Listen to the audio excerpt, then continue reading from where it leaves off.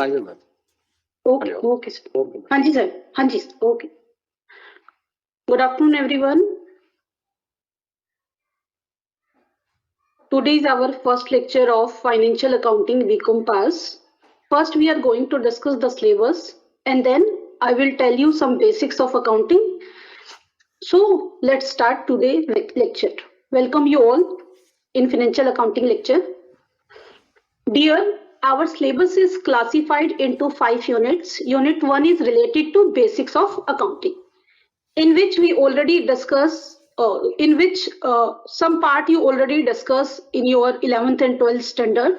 If you are from commerce background, related to recording of transactions, conventions, principles, that particular unit 1 is related to all those things. Then in unit 2 we will discuss business income, accounting standard 10, inventory में हम discuss करेंगे the way of valuation of inventory, यानी कि क्या क्या तरीके होते हैं जिससे कि जो बिजनेस है जब रिकॉर्डिंग करता है अपनी इन्वेंट्री की तो कौन कौन से मेथड्स टूल्स वो अडॉप्ट करता है जब अपनी वैल्यूज को फाइंड आउट करनी होती है। और इसमें हमारे पास मल्टीपल अल्टरनेटिव होते हैं, तो कंपनी अपनी विश से कोई भी मेथड को अडॉप्ट कर सकती है। तो हम वो सारे मेथड्स डिस्कस करेंगे कि कौन कौन से मेथड्स हैं और उन मेथड्स में स्टॉक की वैल्यूएशन किस किस टाइप से की जाती है।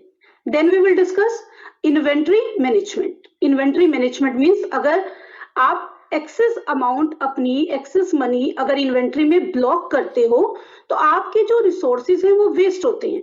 तो क्या बेस्ट तरीका है ये डिसाइड करने का कि आपके पास क्या इन्वेंट्री होनी चाहिए, क्योंकि इन्वेंट्री अगर आप होल्ड करते हो तो उसकी आपको होल्डिंग और कैरिंग कॉस्ट आती है। तो सारे चीजों को टेक केयर करके हम सीखेंगे इन्वेंट्री मैनेजमेंट की वेरियस वेज।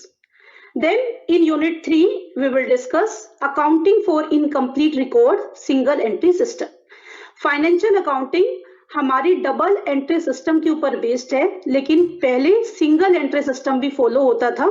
तो हम वो सारी चीजें सीखेंगे कि किस तरह से सिंगल एंट्री सिस्टम में बुक्स ऑफ अकाउंट को मेंटेन किया जाता था, क्या क्या स्टेट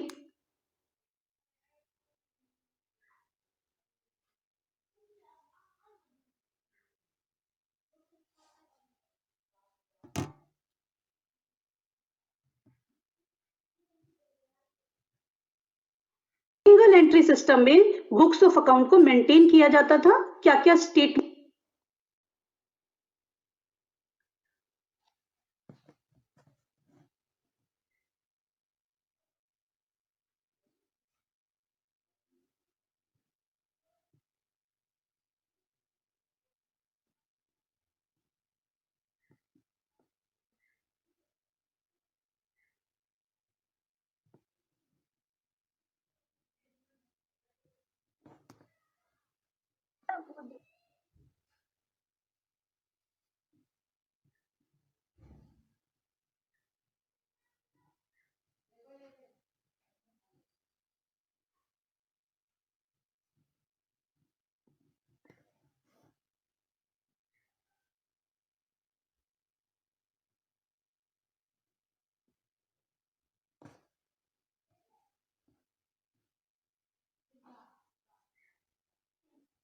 माइक यस मैम। ओह हाँ ओके ये अपने आप ही अभी है, फिर स्टार्टिंग से स्टार्ट करूं सर? हाँ जी मैम, जी मैम। ओके ये अपने आप ही पता नहीं कैसे म्यूट हो गया। जी ओके। अभी स्क्रीन प्रॉपर्ली डिस्प्ले हो रही है sir? Yes ma'am. Okay okay अभी वॉइस प्रॉपर आ रही है? Welcome you all in financial accounting class. आज हमारी फर्स्ट क्लास है, तो आज की क्लास में हम बेसिक डिस्कस करेंगे। और बेसिक में सबसे पहले मैं आपको क्विक व्यू कर रही हूँ कि हमारा सिलेबस क्या है, क्या हम टारगेट करेंगे अपनी 10 क्लासेस में स्मार्टली, ताकि हम सारी चीजों को कोशिश करें कि कवर अप कर पाए। तो हमारा यूनिट 1 में बेसिक्स ऑफ अकाउंटिंग से रिलेटेड थिंग्स है, यानी कि ट्रांजेक्शन को किस तरह से रिकॉर्ड किया जाता है बुक्स ऑफ अकाउंट में, क्या प्रिंसिपल्स, कन्वेंशंस, कंसेप्ट्स होते हैं जिनको फॉलो करते हुए we are recording transactions in books of account. वो सारा प्रोसेस हम सीखेंगे यूनिट 1 में। Unit 2 is related to business income, accounting standard 10 in inventory. तो आप देखोगे किस तरह से बिजनेस इनकम, कौन सी बिजनेस इनकम है, कैसे फाइंड आउट करते हैं, अकाउंटिंग स्टैंडर्ड 10 की क्या रूल्स एंड रेगुलेशन है, किस चीज के ऊपर वो अप्लाई होता है, और इन्वेंट्री की वैल्यूएशन किस टाइप से करते हैं। कोई भी बिजनेस इन्वेंट्री की वैल्यूएशन के लिए अकाउंटिंग में अल्टरनेटिव है, कोई भी ऑप्शन को वो ऑप्ट कर सकता है और अपनी स्टॉक की वैल्यू को कैलकुलेट कर सकता है। क्या क्या तरीके हैं, later on we will discuss all those things. Then after that inventory management. भाई अगर आप इन्वेंट्री में मनी ब्लॉक करते हो तो आपकी बिजनेस की एफिशिएंसी भी लेस हो जाती है, क्योंकि आपका वो पैसा क्या है, वो ब्लॉक हो गया है, वो आपको कोई रिटर्न गेट नहीं कर रहा है। तो इसलिए आपको इन्वेंट्री कितनी होल्ड करनी है वो भी एक इंपॉर्टेंट डिसीजन मेकिंग है अकाउंटिंग का, क्योंकि आपको क्या करना है, आपको अपनी स्टॉक से रिलेटेड कॉस्ट को रिड्यूस करना है। तो उसके लिए हम क्या करते हैं, इन्वेंट्री मैनेजमेंट करते हैं। बहुत सारी वेज हैं इन्वेंट्री मैनेजमेंट की, तो आपको देखना है कि किस तरह से, किस पर्टिकुलर टूल्स को, किस वे को अडॉप्ट करके आप इन्वेंट्री मैनेजमेंट कर सकती हैं। देन यूनिट 3 में हम डिस्कस करेंगे अकाउंट फ्रॉम इनकम्प्लीट रिकॉर्ड। अभी हम जो मैक्सिमम फाइनेंशियल अकाउंटिंग यूज करते हैं वो क्या यूज करते हैं, on the basis of double entry system. लेकिन पहले जब सिंगल एंट्री के बेस पे अकाउंटिंग रिकॉर्ड होती थी तो किस तरह से रिकॉर्ड डेटा होता था, क्या क्या स्टेटमेंट प्रिपेयर होती थी, वो सब हम इसमें डिस्कस करेंगे सिंगल एंट्री सिस्टम में। देन हम देखेंगे कि जो नॉट फॉर प्रॉफिट ऑर्गेनाइजेशन है वो किस तरह से अपनी स्टेटमेंट को प्रिपेयर करती हैं अपनी फाइनेंशियल पोजीशन को जानने के लिए, अपने सरप्लस और डेफिसिट को फाइंड आउट करने के लिए। देन यूनिट 4 में आपके पास है branch accounting, departmental accounting and lease accounting, यानी कि ब्रांच के डेटा को किस तरह से रिकॉर्ड करना है, डिपार्टमेंटल डेटा को क्या रिकॉर्डिंग का क्राइटेरिया है, क्या वेज हैं, उनके ऊपर हम बेस्ड बेसिक और न्यूमेरिकल करेंगे। And then in last unit we will discuss computerize accounting system. देखिए डियर, आज की डेट में मैनुअल काम नहीं होता है हर एक ऑर्गेनाइजेशन में, और मैक्सिमम ऑर्गेनाइजेशन में क्या काम होता है सॉफ्टवेयर के थ्रू। तो उसका थोड़ा सा बेसिक भी हम डिस्कस करेंगे, क्या क्राइटेरिया है, किस तरह से कंप्यूटर अकाउंटिंग क्या है, कैसे ग्रुप्स परफॉर्म्ड होते हैं, कैसे उसमें लेजर प्रिपेयर होती है, try balance, cash flow reports किस तरह से जनरेट होते हैं। तो स्टार्ट करते हैं बेसिक से, so that you are able to brush up your basic concepts. तो फर्स्ट स्टार्ट विथ अकाउंटेंसी। तो अकाउंटेंसी की जो अकाउंटिंग की जो डेफिनेशन है, we have to understand that.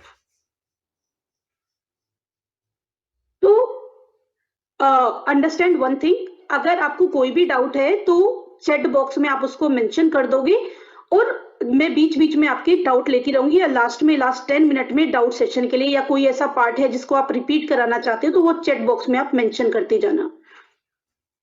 According to American Institute of Certified Public Accountant in 1941 defines accounting is the art of recording, classifying, summarizing in a significant manner in terms of money, transactions and events which are in part at least of financial character and interpreting the result thereof।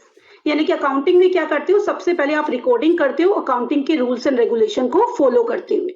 और कौन सी transaction को record करना है, only monetary transactions and event. तो recording किसमें करते हैं, सबसे पहले जर्नल में। That's why journal is called primary books of account. Primary books of account, क्योंकि सबसे पहले हम इसमें क्रोनोलॉजिकल ऑर्डर हैपनिंग के बेस पे ट्रांजैक्शन को क्या करते हैं, रिकॉर्ड करते हैं। देन आफ्टर दैट अपने क्रोनोलॉजिकल ऑर्डर में सपोज जनवरी 1 को जो ट्रांजैक्शन हुई वो रिकॉर्ड कर दी, जनवरी 2, जनवरी 3 एंड सो ऑन। हैपनिंग के बेस पे आप ट्रांजैक्शन को क्या करते हो, रिकॉर्ड करते हो जर्नल में। बट आपको अगर रिजल्ट निकालना है तो यहाँ से रिजल्ट निकालना बहुत ही डिफिकल्ट है, क्योंकि ट्रांजैक्शंस क्या है, क्रोनोलॉजिकल ऑर्डर में मेंशन है। आपको एक ट्रांजैक्शन के बारे में आइडिया लेने में बहुत टाइम कंज्यूम होगा, तो उसको क्या करता है अकाउंटिंग, उसके बाद क्लासीफाई करता है। क्लासीफाई का मतलब क्या है, क्लासीफाई का मीनिंग होता है एक हेड से रिलेटेड ट्रांजैक्शन को एक जगह पे सम अप करना। यानी कि सपोज सेल्स का डेटा है, सारा क्रोनोलॉजिकल ऑर्डर में जो आपने रिकॉर्डिंग की है, सेल्स को एक जगह पे सम अप कर दो, सैलरी से रिलेटेड डेटा एक जगह पे सम अप कर दो, परचेज से रिलेटेड डेटा एक जगह पे सम अप कर दो, उसको कहते हैं क्लासिफिकेशन। और टेक्निकली क्या कहते हैं इसे, लेजर प्रिपरेशन। यानी कि आप जर्नल में एंट्री करने के बाद क्या करते हैं, लेजर पोस्टिंग करते हैं टू क्लासिफाई द आइटम्स, यानी कि एक हेड से रिलेटेड डेटा एक प्लेस पे राइट करते हैं। देन आफ्टर दैट समराइजिंग होता है, यानी कि आपको लेजर के जो बैलेंसेस हैं वो ट्राई बैलेंस में शिफ्ट करने होते हैं सारे बैलेंसेस को सम अप करने के लिए।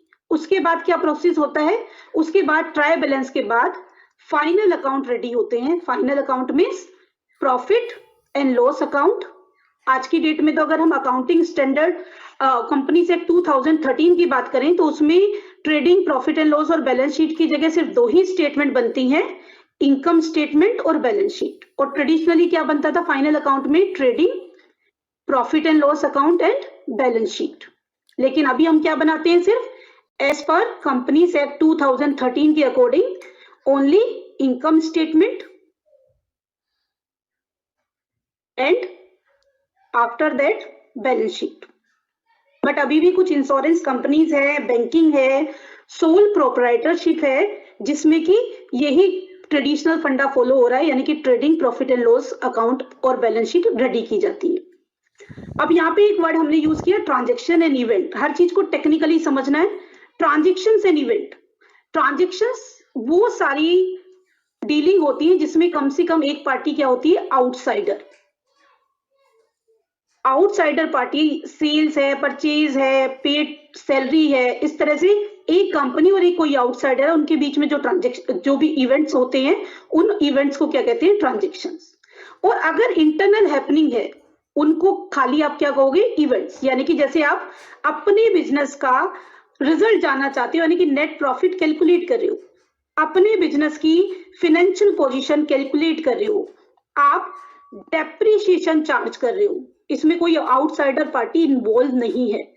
आप अपने जो स्टॉक है, स्टॉक का वैल्यूएशन कर रहे हो, वो सारी चीजें क्या है, आपकी इवेंट है। यानी कि इवेंट एक तरह से सिंपल वर्ड में आप ये समझ सकते हो कि इवेंट्स इंटरनल बिलोंगिंग है, और जो आउटसाइडर वर्ल्ड के साथ बिजनेस की डीलिंग होती है वो क्या है, ट्रांजैक्शन। तो इनमें से हमें वही चीजें रिकॉर्ड करनी है जो क्या है, मॉनेटरी नेचर की। ट्रांजैक्शन तो मोस्टली मॉनेटरी नेचर की ही होती हैं, बट इवेंट्स में से हम सिर्फ वो चीजें रिकॉर्ड करते हैं जो जिसको आप क्वांटिफाई कर सकते हो, जिसको आप मनी में कन्वर्ट कर सकते हो। Now come at next, method of accounting.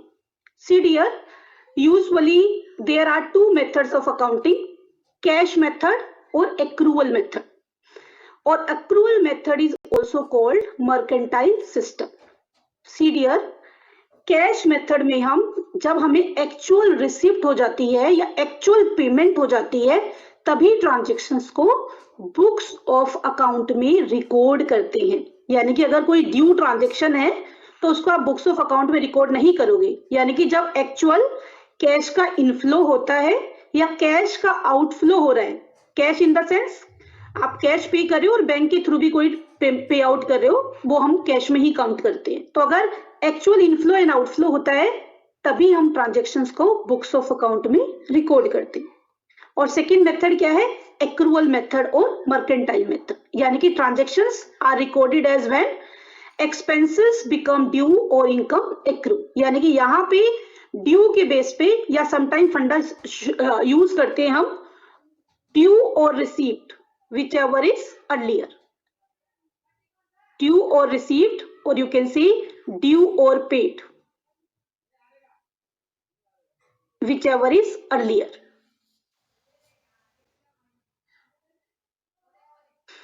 उसके बेस पे ट्रांजैक्शन को क्या करते हैं, रिकॉर्ड करते हैं। क्लियर है? यानी कि 2 तरीके हैं, एक है जब इनफ्लो आउटफ्लो एक्चुअल में हो तभी ट्रांजैक्शन रिकॉर्ड करनी चाहिए, और दूसरा क्या है, ड्यू बेसिस पे, और ड्यू और receive whichever is earlier, due और paid whichever is earlier. जो दोनों में से जो भी हैपनिंग पहले होती है उस ट्रांजैक्शन को रिकॉर्ड करेंगे। जैसे समटाइम आपने काम नहीं किया है लेकिन आपको एडवांस पेमेंट मिल गई है, अर्नड इनकम मिल गई है, तो उसको भी हम क्या करते हैं, रिकॉर्ड करते हैं। तो ड्यू और received which ever is earlier, क्योंकि आपने अभी काम नहीं किया तो वो वैल्यू ड्यू नहीं हुई है लेकिन एडवांस में आपको उस वर्क के लिए पेमेंट गेट हो गई है। और आज की डेट में कई ऑर्गेनाइजेशन, बहुत रेयर है ऐसा, हाइब्रिड सिस्टम यूज करते हैं, यानी कि कैश और मर्केंटाइल सिस्टम का मिक्स यूज करते हैं। अब कैश और अक्रूवल तो हम सभी जानते हैं, लेकिन कुछ ऑर्गेनाइजेशन क्या है, सेफ्टी पॉइंट ऑफ व्यू से, प्लानिंग पॉइंट ऑफ व्यू से they try to use hybrid system. अब हाइब्रिड में क्या करते हैं, जो रेवेन्यूज हैं, यानी कि जहां से इनफ्लो हो रहा है उसको कैश बेसिस पे रिकॉर्ड करते हैं। जहां से कंपनी को इनकम जनरेट हो रही है, रेवेन्यू जनरेट हो रहा है, उसको तभी रिकॉर्ड करेंगे जब एक्चुअल इनफ्लो हो जाएगा। और जो एक्सपेंसेस है उसको रिकॉर्ड करेंगे एक्रूवल बेसिस पे, क्योंकि भाई अगर इनफ्लो आ रहा है तो इनफ्लो अगर ज्यादा भी आ जाएगा तो कोई फर्क नहीं पड़ेगा, बट सडनली अगर आपने मोर पे आउट किया तो उसके लिए आपको फाइनेंस की नीड भी होगी। तो ये एक अकाउंटिंग का प्रिंसिपल भी होता है जिसमें कि हम फ्यूचर के जो एक्सपेक्टेड लॉसेस है, जो एक्सपेक्टेड एक्सपेंसेस है, उनको पहले से ही प्रेडिक्ट करके रिकॉर्ड करते हैं और इनकम को हम उस बेस पे रिकॉर्ड नहीं करते। तो उस फंडे को माइंड में रखते हुए कुछ ऑर्गेनाइजेशन हाइब्रिड सिस्टम को भी यूज करती है। अगर बेटा जी किसी को कोई भी डाउट होगा चैट बॉक्स में ड्रॉप कर दीजिए, लास्ट में हम सारे डाउट एक साथ लेके आके आई विल रिप्लाई यू। तो जो भी होगा वो सबको मैं रिप्लाई कर दूंगी। तो आप अपने डाउट साइड बाय साइड जो भी चीजें समझते हो उस पर्टिकुलर पॉइंट में कहीं भी कोई डाउट आ रहा है, साइड बाय साइड आप चैट बॉक्स में मैसेज ड्रॉप कर सकते हो।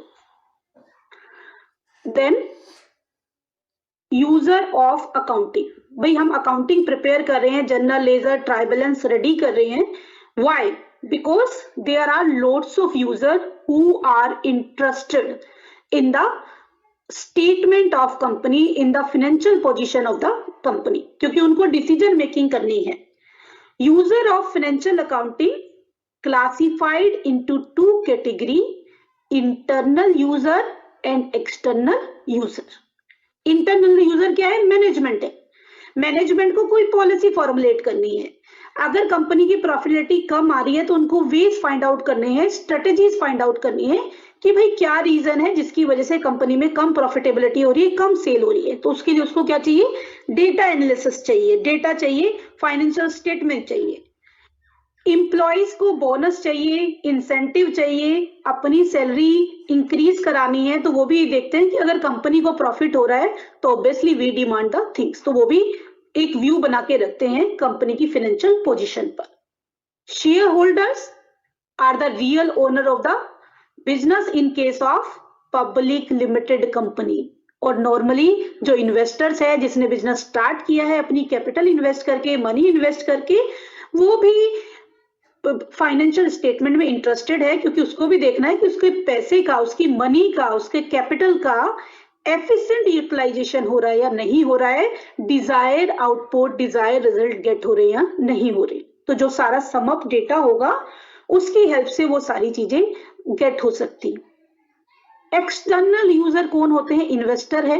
भाई कोई पर्सन आपकी कंपनी में इन्वेस्ट करना चाहता है तो आपकी फाइनेंशियल स्टेटमेंट को एनालाइज करेगा कि क्या भाई इस कंपनी में इन्वेस्ट करना बेनिफिशियल है या नहीं। तो वो भी आपकी फाइनेंशियल स्टेटमेंट को, आपकी प्रॉफिटेबिलिटी को, आपकी फाइनेंशियल पोजीशन को देख के they will take the decision. Supplier है, यानी कि वो पर्सन जो आपको रॉ मटेरियल प्रोवाइड करते हैं, और अगर आप उनसे क्रेडिट रॉ मटेरियल लेते हो तो वो भी आपकी फाइनेंशियल पोजीशन देखना चाहेंगे कि आप में एफिशिएंसी, कैपेबिलिटी है या नहीं पे आउट करने की। ऐसा तो नहीं है कि वो आपको रॉ मटेरियल क्रेडिट सोल्ड कर दे और उसके बाद आप उनको पेमेंट ही ना कर पाओ या टाइमली पेमेंट ना कर पाओ। They are also interested in the statement of the accounts. Government को टैक्स लेना है और भी बहुत सारे कॉम्प्लायंसेस हैं जिनको पूरा करने के लिए उनको बुक्स ऑफ अकाउंट में इंटरेस्टेड रहना पड़ता है। And last one is the customer. Customer is also want information regarding the companies. Basic में मैं ज्यादा डिटेल में नहीं जा रही हूँ because you all are aware about these things, बस I only try to brush up the thing कि सारी चीजें आपको क्या हो जाए, एक बार रिकॉल हो जाए, याद आ जाए, ताकि जब हम क्वेश्चन करते समय चीजों को यूज करें तो आपको उसको अंडरस्टैंड करने में प्रॉब्लम ना हो, न्यूमेरिकल को अंडरस्टैंड करने में किसी भी टाइप की प्रॉब्लम ना हो। Now understand, I am only taking the basics things as per our target, ताकि कोशिश ये रहेगी कि सारी चीजें हम cover up कर पाए। Beside this, if you have any doubt, you can post in the chat box. I will explain you. Business entity concept. Initially definition में मैंने आपको कहा जब books of account में हम recording करते हैं, while we are recording in books of account, we have to take care about various concepts, various principles of accounting, various standards of accounting. International accounting standard होते हैं, Indian accounting standard हैं, उनको हमें follow करना पड़ता है ताकि books of account में कंपैरेटिवली रहे। कंपैरेटिवली कैसे? अगर आप अपने कॉम्पिटिटर से अपनी प्रॉफिटेबिलिटी को मैच करना चाहते हैं, अपनी स्टेटमेंट का एनालाइज करना चाहते हैं, अपनी प्रेजेंट पोजीशन को अपनी पास्ट पोजीशन से मैचअप करना चाहते हैं, उसके बारे में डिसीजन मेकिंग करना चाहते हैं, तो उसके लिए नेसेसरी है कि आप एक सिस्टमेटिक तरीके से बुक्स ऑफ अकाउंट को मेंटेन करो। और वो तभी पॉसिबल है जब एक सिस्टमेटिक तरीके के स्टैंडर्ड्स को फॉलो करके आप बुक्स ऑफ अकाउंट को बनाओगे।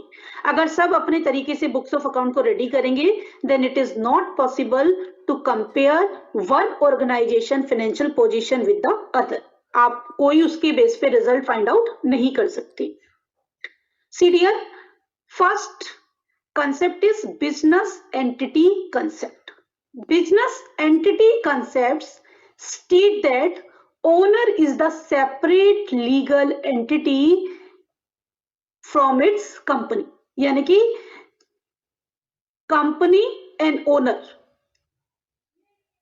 are different entity. आप इन दोनों को सेम कंसीडर नहीं कर सकते हो, दोनों अलग अलग हैं। That's why we are recording the transaction between company and the owner of the company. कोई भी ओनर से कंपनी में इनफ्लो हो रहा है या कंपनी से ओनर के पास आउटफ्लो हो रहा है, उसको हम रिकॉर्ड करते हैं। Why? बिजनेस एंटिटी कंसेप्ट, क्योंकि हम ये मान के चलते हैं ओनर और बिजनेस दोनों अलग अलग आइडेंटिटी हैं। इसकी वजह से हम जो ओनर्स की कैपिटल है, capital means the amount invest bye owner of the business into the business is called capital. यानी कि बिजनेस स्टार्ट करने के लिए बिजनेसमैन जो पैसा बिजनेस में लगाता है या पब्लिक लिमिटेड कंपनी में जो शेयर होल्डर्स शेयर परचेज करके कंपनी में मनी इन्वेस्ट करते हैं, उसे क्या कहते हैं? कैपिटल।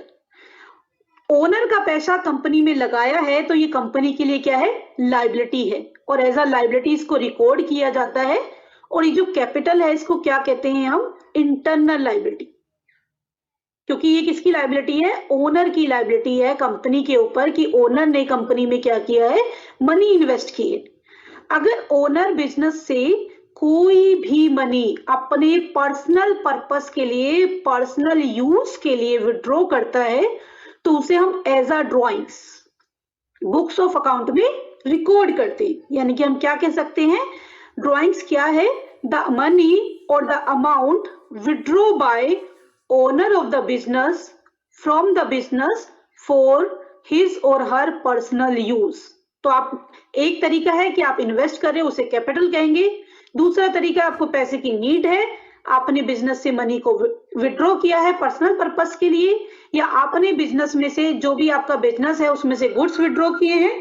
कुछ भी आप ऐसी चीजें अगर करते हो तो वो क्या है? एज अ ड्रॉइंग्स रिकॉर्ड होगी। और ड्रॉइंग्स को भी हम जब फाइनेंशियल स्टेटमेंट बनाते हैं तो इसको भी लायबिलिटी साइड ही शो करती हैं, लायबिलिटीज में ही। लेकिन इसको कैसे शो करते हैं? Capital minus drawings. यानी कि जो ओनर का पैसा बिजनेस में लगा हुआ है, इन्वेस्टेड है, उसी में से इसको माइनस करके शो करते हैं। प्रोप्राइटर बिजनेस की किसी भी चीज को पर्सनल पर्पस के लिए यूज नहीं कर सकता because of the business entity concept, क्योंकि अगर वो कुछ यूज करेगा तो उसकी रिकॉर्डिंग होगी as a drawings. I hope आप लोगों को बिजनेस एंटिटी कंसेप्ट क्लियर हो गया हो। Next, money measurement concept. Money measurement, जैसे कि आपको डेफिनेशन में कहा कि सिर्फ उन्हीं चीजों को हम रिकॉर्ड कर पाते हैं, उन्हीं ट्रांजैक्शन, उन्हीं इवेंट को जिन्हें हम क्वांटिफाई कर सकते हैं, मनी में कन्वर्ट कर सकते हैं। तो वही क्या है? Money measurement concept. Other things कितने भी इंपॉर्टेंट क्यों ना हो, उनको हम बुक्स ऑफ अकाउंट में रिकॉर्ड नहीं करेंगे। सपोज किसी कंपनी के जो एम्प्लॉय है बहुत एफिशिएंट है, किसी कंपनी का डायरेक्टर बहुत एफिशिएंट है, प्रेसिडेंट बहुत एफिशिएंट है, मैनेजर बहुत एफिशिएंट है, लेकिन उसकी एफिशिएंसी को आज की डेट में तो रिकॉर्डिंग का ह्यूमन रिसोर्स अकाउंटिंग सिस्टम आ गया है, पर फाइनेंशियल अकाउंटिंग में हम उसको रिकॉर्ड नहीं कर सकते हैं। तो एम्प्लॉय की कितनी भी एफिशिएंसी क्यों ना हो, उसकी वजह से ऑर्गेनाइजेशन को गेन जरूर होता है, but you are not able to quantify that gain, you are not able to quantify that loss. तो इसलिए हम उसको बुक्स ऑफ अकाउंट में नहीं शो करते हैं। इवन आज की डेट में एफिशिएंट और टेक्निकल और क्रिएटिव एम्प्लॉयज भी एक ऑर्गेनाइजेशन के लिए एसेट होते हैं। अगर किसी ऑर्गेनाइजेशन के पास अच्छे एम्प्लॉय हैं तो वो अच्छे से ग्रो करती है। Inherent generated goodwill is not recorded in books of account. Inherent का मतलब है self generated goodwill. Self generated goodwill का मतलब है आपने कोई बिजनेस खुद से स्टार्ट किया, आपने अपना बिजनेस सेटअप किया, आपने मेहनत की, अपना एक इमेज क्रिएट की, मार्केट में गुडविल क्रिएट की। तो जो सेल्फ जनरेटेड गुडविल है, you are not allowed to record that particular goodwill in books of account because of money measurement concept. But अगर ये तो आपने खुद से स्टार्ट किया था बिजनेस, अगर किसी का आप रनिंग बिजनेस खरीदते हो, सपोज एक बी लिमिटेड है और बी लिमिटेड को आप टेक ओवर करते हो, परचेज कर लेते हो, तो यहाँ पे जो बी लिमिटेड गुडविल जनरेट की होगी, उस गुडविल के लिए भी आप पे आउट करोगे। जो एसेट एंड लायबिलिटी हैं वो तो है ही, उसके अलावा जो पे आउट का पार्ट होगा वो क्या होगा, गुडविल भी होगा, क्योंकि आप क्या कर रहे हो, गुडविल बाय कर रहे हो। यानी कि जिस कंपनी ने मेहनत करके एक इमेज क्रिएट की है, आप उसको जब टेक ओवर करोगे, बाय करोगे, तो उसकी जनरेटेड गुडविल का आप एडवांटेज गेट करोगे। तो अगर आप किसी के रनिंग बिजनेस को परचेज करते हैं तो वो परचेज गुडविल है, बाय गुडविल है, इसे आप बुक्स ऑफ अकाउंट में रिकॉर्ड कर सकते हो, बुक्स में इसको लिखेंगे। लेकिन अगर सेल्फ जनरेटेड गुडविल है तो इसको रिकॉर्ड नहीं करेंगे। बट अगर आप अपना बिजनेस किसी और को सोल्ड आउट करते हो, अगर आपने बिजनेस स्टार्ट किया और किसी और को सोल्ड आउट किया, तो फिर आप गुडविल की वैल्यू कैलकुलेट करके पर जो भी सेल्स कंसिडरेशन होगा उसमें उसकी वैल्यू को क्या करोगे, ऐड करोगे। यानी कि हम सिर्फ क्वांटिटेटिव क्वांटिफाइड डेटा सिर्फ बुक्स ऑफ अकाउंट में रिकॉर्ड कर सकते हैं, क्वालिटेटिव इंफॉर्मेशन और डेटा को बुक्स ऑफ अकाउंट में रिकॉर्ड नहीं कर सकते हैं। Then next one, periodicity concept। periodicity, देखिए periodicity का मतलब क्या है, जो कंपनी की लाइफ है उसको हम पार्ट में डिवाइड करते हैं। यानी कि ऐसा नहीं है कि कोई कंपनी 10 ईयर तक रन हुई तो 10 ईयर के बाद हम उसकी बुक्स ऑफ अकाउंट रेडी कर रहे हैं, ऐसा नहीं होता है। हम क्या करते हैं, कंपनी की लाइफ को पार्ट्स में डिवाइड करते हैं। यूजली इसके लिए क्या यूज होता है, कैलेंडर ईयर और फाइनेंशियल ईयर। यानी कि कुछ कंपनी कैलेंडर ईयर यूज करती हैं 1 जनवरी टू 31 दिसंबर, और कुछ कंपनीज फाइनेंशियल ईयर यूज करती हैं, यानी कि 1 अप्रैल टू 31 मार्च। आपको side by side result get करना है, यानी कि कंपनी का जो लाइफ है उसको स्मॉल पार्ट में, यानी कि 1 ईयर में कैलेंडर और फाइनेंशियल में डिवाइड करना है, और उस शॉर्ट पीरियड ऑफ टाइम के रिजल्ट निकालने हैं, प्रॉफिट हो रहा है, लॉस हो रहा है, ताकि आप टाइमली करेक्टिव एक्शंस ले सकें। If you are not doing this, you are not able to take better decision on time for the growth of your business. आप लेटर ऑन लेते हो तो तब तक बहुत देर हो जाएगी, you are not able to rectify the situation. लेकिन अगर साइड बाय साइड आप रिजल्ट निकालते रहते हो तो आपको टाइमली डिसीजन मेकिंग करने का चांस मिल जाता है, और आप टाइम रहते हुए जो भी मिस्टेक्स होती हैं, जो भी आप जिस भी तरीके से आपको लॉस हो रहा होता है, उन चीजों को सही कर सकते हो। और आज की डेट में तो एनुअल का भी कोई इंतजार नहीं करता है। जो बड़ी बड़ी ऑर्गेनाइजेशन है, लार्ज ऑर्गेनाइजेशन है, वो क्वार्टरली और हाफ ईयरली भी अपनी फाइनेंशियल स्टेटमेंट प्रिपेयर करते हैं, ताकि टाइमली एनालाइज करके डेटा को they can take the corrective action. तो पीरियोडिक वही है, periodicity means dividing the life of the company into small time period, it may be calendar year और फाइनेंशियल ईयर। ठीक है, इसी की वजह से जो प्रीपेड एक्सपेंसेस हैं, आउटस्टैंडिंग एक्सपेंसेस हैं, इनको बुक्स ऑफ अकाउंट में रिकॉर्ड करते हैं। और ये मैचिंग प्रिंसिपल की वजह से भी होता है। मैचिंग का मतलब है एक स्पेसिफिक टाइम की जो एक्सपेंसेस हैं, एक स्पेसिफिक ड्यूरेशन की जो एक्सपेंसेस हैं, उन स्पेसिफिक ड्यूरेशन की एक्सपेंसेस को स्पेसिफिक टाइम ड्यूरेशन की इनकम से मैचअप करके we will find out the result. यानी कि आपको नेट प्रॉफिट हो रहा है या नेट लॉस हो रहा है।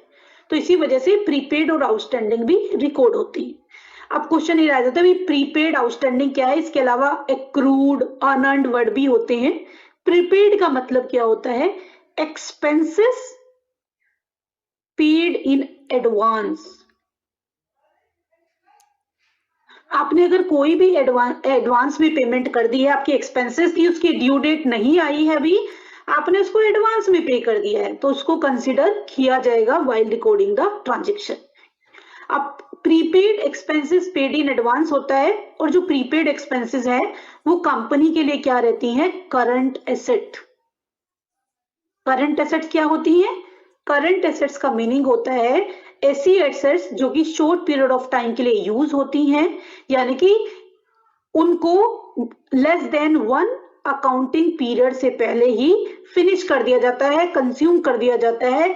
उनको अगर पेमेंट रिसीव करनी है तो उसको पेमेंट रिसीव कर लिया जाएगा, यानी कि जो अगर प्रीपेड एक्सपेंसेस अगर आप पे कर रहे हो तो उसका जो टाइम पीरियड है, उसकी ड्यू डेट है विद इन 1 ईयर, वो ड्यू डेट आ जाएगी, 1 ईयर से ज्यादा वो क्रॉस नहीं करेगी। इसलिए जब तक उसकी ड्यू डेट नहीं आती, प्रीपेड एक्सपेंसेस को हम कैसे शो करते हैं, फाइनेंशियल पोजीशन में एज एसेट। जैसे कंपनी ने इंश्योरेंस प्रीमियम एडवांस में पे कर दिया, अभी फर्स्ट क्वार्टर चल रहा है, नेक्स्ट क्वार्टर का भी, ये चारों के चारों क्वार्टर का एडवांस में पेमेंट कर दिया, तो उसको क्या कहेंगे, प्रीपेड इंश्योरेंस। रेंट एडवांस में पे कर दिया या कोई भी एक्सपेंसेस एडवांस में पे की है, प्रीपेड एक्सपेंसेस। देन आउटस्टैंडिंग का मतलब क्या है, expenses due, expenses due but not paid, but not paid.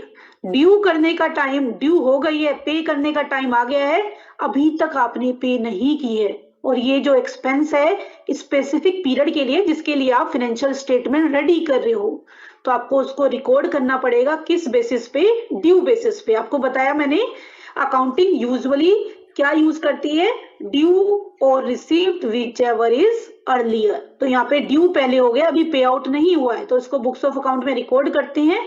और कैसे रिकॉर्ड करते हैं इसे, एज अ लायबिलिटी, इसको शो करते हैं करंट लायबिलिटी में। जब तक आप इसको पे आउट नहीं करोगे ये क्या रहेगी, करंट लायबिलिटी। अगर आपकी फाइनेंशियल स्टेटमेंट प्रिपेयर आप कर रहे हो तब तक ये पेमेंट नहीं हुई है, तो इस पेमेंट को आप कैसे शो करोगे, इस पेमेंट को आप करंट लायबिलिटी में बैलेंस शीट में शो करोगे, और इस पर्टिकुलर टाइम ड्यूरेशन की जो भी पेमेंट होगी जो आप कर चुके हो उसमें भी प्रॉफिट कैलकुलेट करते समय इसको कंसीडर करोगे, इसको इग्नोर नहीं करना है, दोनों जगह पे कंसीडर करना है, अपना प्रॉफिट एंड लॉस कैलकुलेट करते हुए भी और फाइनेंशियल पोजीशन शो करते हुए भी। तो प्रॉफिट एंड लॉस में जो आउटस्टैंडिंग है वो क्या हो जाता है, ऐड हो जाता है, क्योंकि ये इसी पर्टिकुलर ड्यूरेशन की क्या है, एक्सपेंस है। अगर मैं प्रीपेड की बात करूं तो प्रीपेड आपने एडवांस में दे दिया है, इस ड्यूरेशन का ये पार्ट नहीं है, तो अगर आपको इस ड्यूरेशन के रिजल्ट जानना है तो आप इसको क्या करते हो, माइनस करते हो। प्रीपेड करंट एसेट है और आउटस्टैंडिंग क्या है, करंट लायबिलिटी है। तो इसी वजह से जो रिकॉर्डिंग हम करते हैं प्रीपेड एक्सपेंसेस, करंट, जो भी हम करते हैं एसेट में, तो हम जो क्या करते हैं, करंट एसेट में प्रीपेड को और करंट लायबिलिटी में आउटस्टैंडिंग को। इसके अलावा भी आपके पास होता है एक accrued income. Accrued income means income due but not received, income due but not received, यानी कि आप अपने एंड से सारा काम कर चुके हो, आपकी इनकम ड्यू हो चुकी है, पूरा आपने काम फिनिश कर दिया, जिस काम के लिए आपको पेमेंट मिलनी थी आप अपना एंड खत्म कर चुके हो, स्टिल आपको वो इनकम अभी नहीं मिली है, तो वो इनकम क्या है, एक्रूड इनकम। आपने कोई काम कर दिया, उसका पे आउट आपको नहीं मिला है, तो वो क्या है आपके लिए, एक्रूड इनकम। तो एक्रूड इनकम क्योंकि आपको फ्यूचर में मिलनी है, फ्यूचर मीन्स इसका जो टाइम पीरियड है हमेशा क्या रहता है, less than 12 month. Outstanding, prepaid, accrued, इनका टाइम पीरियड कितना भी हो लेकिन लेस देन 12 मंथ रहेगा। तो आपको जो इनकम है ये रिसीव्ड होनी है जल्द से जल्द। तो जब तक ये रिसीव नहीं होती आप क्या करते हो, इसको अपनी इनकम में, अगर आपको फाइनेंशियल स्टेटमेंट रेडी करनी है तो अपनी इनकम में एक्रूड इनकम को क्या कर देते हो, ऐड कर देते हो। और जो आप अपनी फाइनेंशियल पोजीशन शो कर रहे हो, यानी कि जो आप बैलेंस शीट बना रहे हो, उसमें जब तक ये रिसीव्ड नहीं होगी इसको कैसे दिखाओगे, as a asset. Asset side में इसको एक्रूड इनकम को आप शो करते हो। क्लियर? इसके अलावा एक होता है अनअर्न्ड इनकम।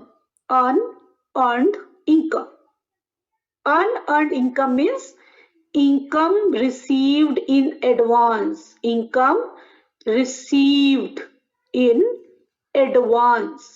यानी कि कोई काम करने का आपको कॉन्ट्रैक्ट मिला है या कोई काम मिला है या किसी भी वे से आपको कोई इनकम अगर एडवांस में मिल गई है तो उस पर्टिकुलर पार्ट के लिए आपको वर्क परफॉर्म करना है। और जब तक आप ये वर्क परफॉर्म नहीं करोगे तब तक ये आपके लिए क्या रहेगी, लायबिलिटी रहेगी। Why liability? Because you have to perform task for the payment you received in advance. तो जब तक आप इसको काम को नहीं करोगे तब तक इसे क्या शो करोगे, एज अ करंट लायबिलिटी। यानी कि बैलेंस शीट में इसको आप लायबिलिटी साइड में अनअर्न्ड इनकम शो करोगे। और जहां पे आप अपनी प्रॉफिट स्टेटमेंट बना रहे हो वहां पे जो आपकी इनकम होगी उसमें से अनअर्न्ड इनकम को क्या करोगे, माइनस करोगे। तो you have to adjust all these things because of the concept, principles and convention. यानी कि बुक्स ऑफ अकाउंट में कोई डेटा ऐसे ही रिकॉर्ड नहीं कर देते, सब कुछ प्रॉपरली मेंशन है कि आपको क्या चीज फॉलो करनी है, कैसे क्या करना है। और उसी चीजों को फॉलो करके जब सब काम करते हैं तभी डेटा कैसा बनता है, कंपेरेबल। यानी कि आप अपने पोजीशन को, अपने रिजल्ट को अपने कॉम्पिटिटर से, अपने रिजल्ट को अपनी पास्ट परफॉर्मेंस से मैचअप कर सकते हो कि भाई आपने ग्रोथ की है या नहीं की है, या कुछ इंप्रूवमेंट आपने की है या नहीं की है। Then after that accrual concept, ये तो हम बार बार ही लेके आ रहे हैं। एक्रूअल भी जस्ट इसी की तरह होता है कि आप एक्रू बेसिस पे ट्रांजेक्शन्स को रिकॉर्ड करते हो। तो इसमें सारा यही चीजें हैं जो कि हमने ड्यू बेसिस पे रिकॉर्डिंग की है, कुछ अलग नहीं है, बेसिक चीजें वही है सारी। Accrue means recognition of revenue and cost as they are earned or incurred, not as money is received। जैसे मैंने आपको कहा अकाउंटिंग की है मोस्टली बेस्ड किस पे होती है, ड्यू और रिसीव्ड whichever is earlier। यानी कि अगर इनफ्लो भी नहीं हुआ तब भी हम ट्रांजैक्शन को क्या करते हैं, एक्रूअल बेस पे, ड्यू बेसिस पे रिकॉर्ड कर देते हैं। तो जो हम पीरियोडिक में हमने लाइफ को छोटे छोटे पार्ट्स में डिवाइड किया था, उस पर्टिकुलर लाइफ में हम ड्यू बेसिस पे जो ट्रांजैक्शन, ये चारों चीजें इसमें भी आएंगी, unearned income, accrued income, prepaid expenses, outstanding expenses की जो रिकॉर्डिंग है वो भी एक्रूअल बेसिस पे होती है, ड्यू और रिसीव्ड व्हिचएवर इज अर्लियर। अब ध्यान ये आता है कि अब अक्रूवल, अगर आप सिर्फ अक्रूवल, अकाउंटिंग की नॉर्मल में दोनों चीजें यूज होती है, ड्यू और रिसीव्ड व्हिचएवर इज अर्लियर। लेकिन अगर सिर्फ आप एक्रूवल को फॉलो कर रहे हो तो जो एडवांस रिसीव्ड है, एडवांस रिसीव को आप सेल ट्रीट नहीं करोगे। Advance money received is not treated at sale. अगर एक्सपेंसेस इनकम के कंसर्न में तो उसको तो करोगे, लेकिन अगर आपको कोई एडवांस मनी मिली है लेकिन अभी तक आपने गुड्स डिलीवर नहीं किए तो सेल्स को आप उस एडवांस मनी को सेल्स शो नहीं कर सकते हैं। तो ये आपको ध्यान रखना है कि इनकम और रेवेन्यू जो जनरेट हो रहा है, और अगर आपकी कंपनी एक्रूअल कंसेप्ट को फॉलो कर रही है तो वो जब तक ट्रांजैक्शंस को परफॉर्म नहीं करेगी तब तक उसे बुक्स ऑफ अकाउंट में रिकॉर्ड नहीं करेगी। एक बार मैं फिर से रिपीट कर रही हूँ, आपके माइंड में कंफ्यूजन ना हो। मैंने कहा है जनरली जो ट्रांजैक्शन रिकॉर्ड होती हैं बुक्स ऑफ अकाउंट में वो इस बेसिस पे होती हैं, ड्यू और रिसीव्ड व्हिचएवर इज अर्लियर। पहले पैसा मिल गया, उसका काम बाद में परफॉर्म किया, उसको आप बुक्स ऑफ अकाउंट में रिकॉर्ड कर दोगे। आपने काम कर दिया, पैसा बाद में मिला, यानी कि ड्यू पहले हो गया, रिसीव बाद में हुआ, उसको बुक्स ऑफ अकाउंट में जनरली रिकॉर्ड कर लेते। लेकिन अगर सिर्फ मैं एक इंडिविजुअल एक्रूअल कंसेप्ट की बात करूं तो इसमें जब तक ट्रांजैक्शन परफॉर्म नहीं होती है तब तक उसको बुक्स ऑफ अकाउंट में रिकॉर्ड नहीं करते हैं। But again I am repeating the same thing. In journal we are using the mixture due or received whichever is earlier, और उसी के बेस पे हम डेटा को रिकॉर्ड करके उसको एनालाइज करते हैं. Moving on the next, matching concept. Matching में अभी हमने बात की कि पूरी लाइफ को हमने क्या किया, पीरियड्स में डिवाइड कर दिया. पूरी लाइफ को हमने पीरियड्स में डिवाइड कर दिया और उस पीरियड्स की आउटस्टैंडिंग, अर्न, एक्रूड, सबको प्रीपेड, सबको मेंशन किया. तो आप ये क्यों करते हैं, ताकि आप मैचिंग कर पाए, यानी कि एक रेलेवेंट टाइम पीरियड के डेटा को उसके एक्सपेंसेस से मैचअप करके एक्यूरेट रिजल्ट डिक्लेयर कर पाए. सपोज आप अपना फाइनेंशियल अकाउंटिंग बना रहे हो 31 मार्च 2023 को, तो आप इसमें क्या शो करोगे, आप अपने 1 अप्रैल 2022 से रिलेटेड यहां से स्टार्ट करोगे और 31 मार्च 2023 से रिलेटेड, यानी कि यहां से इस पर्टिकुलर ड्यूरेशन में जो भी ट्रांजैक्शन हुई है सबको रिकॉर्ड करोगे और उसके बाद रिजल्ट निकालोगे. तो आपको अगर एक्यूरेट रिजल्ट निकालना है तो आपको कंसीडर करना पड़ेगा. जैसे मैंने आपको बताया था, प्रीपेड आपने दिया है, सपोज आपने इंश्योरेंस प्रीमियम जो दिया है वो आपने दिया है जून तक, यानी कि 30 जून 2023 तक. आपने फेब में, या मैं कहती हूँ जनवरी में आपने जो इंश्योरेंस प्रीमियम पे किया है, उस इंश्योरेंस प्रीमियम को आपने जून तक पे कर दिया. 6 मंथ के लिए आपने पे आउट किया, हाफ ईयरली आप पे कर रहे हो. तो यहाँ पे अगर आप एक्यूरेट रिजल्ट निकालना चाहते हो तो आपको कितना लेना है, सिर्फ आपको लेना है जनवरी से लेके मार्च तक का 3 महीने का, और 3 मंथ का क्या है, प्रीपेड है. इसलिए जब आप बुक्स ऑफ अकाउंट में डेटा रिकॉर्ड करोगे तो प्रीपेड को क्या कर दोगे, माइनस कर दोगे. अब मान लो दूसरा एग्जांपल, आप 31/3/2023 को बुक्स ऑफ अकाउंट अपने मेंटेन कर रहे हो और जो मार्च की सैलरी है वो आपने इंप्लॉइज को पे नहीं की.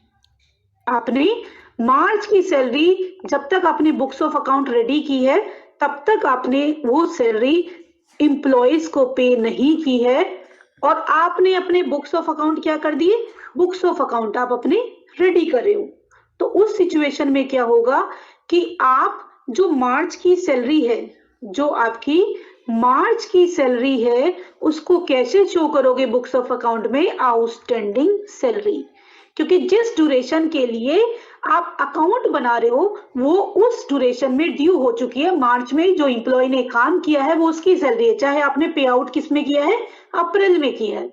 तो आपको इस पर्टिकुलर टाइम पीरियड का रिजल्ट निकालना है तो उसको उसी टाइम पीरियड में रिकॉर्ड करना पड़ेगा. इसलिए आउटस्टैंडिंग सैलरी को क्या करना पड़ेगा, 8. I hope you are getting the concept. तो मैचिंग में ये चीजों का हम ध्यान रखते हैं कि एक पर्टिकुलर ड्यूरेशन से रिलेटेड डेटा उस पर्टिकुलर ड्यूरेशन की एक इनकम और एक्सपेंसेस को आपस में मैचअप करके you are able to get the true results. And then after that cost concept. Cost मतलब आप जो बुक्स ऑफ अकाउंट में जो रिकॉर्डिंग करते हो वो हिस्टोरिकल कॉस्ट पे करते हो. Historical cost means purchase cost, acquisition cost. तो जो आपकी फिक्स एसेट्स होती हैं, फिक्स एसेट्स मीन्स जो आप लॉन्ग पीरियड ऑफ टाइम के लिए बिजनेस में यूज करते हो, मशीनरी, बिल्डिंग, प्लांट, इक्विपमेंट, ये सारी जो आपकी फिक्स एसेट्स होती हैं, फिक्स एसेट्स को आप हिस्टोरिकल कॉस्ट और परचेज प्राइस पे रिकॉर्ड करते हो. फॉर एग्जांपल, आपने 1 अप्रैल 2021 में एक मशीनरी परचेज की थी, किसके लिए, अपने बिजनेस के लिए. कितनी वैल्यू की, सपोज इसकी वैल्यू थी 5 लाख. तो अब आपने 1/4/2021 को ये परचेज की और 1/6/2022 में इस मशीनरी की जो वैल्यू है वो हो गई 7 लाख. आपने परचेज की थी 5 लाख पे, अब इसमें मार्केट में इसकी वैल्यू हो गई 7 lakh. You are not allowed to record the value at market price. आप किस पे रिकॉर्ड करोगे, हिस्टोरिकल कॉस्ट पे, परचेज प्राइस पे.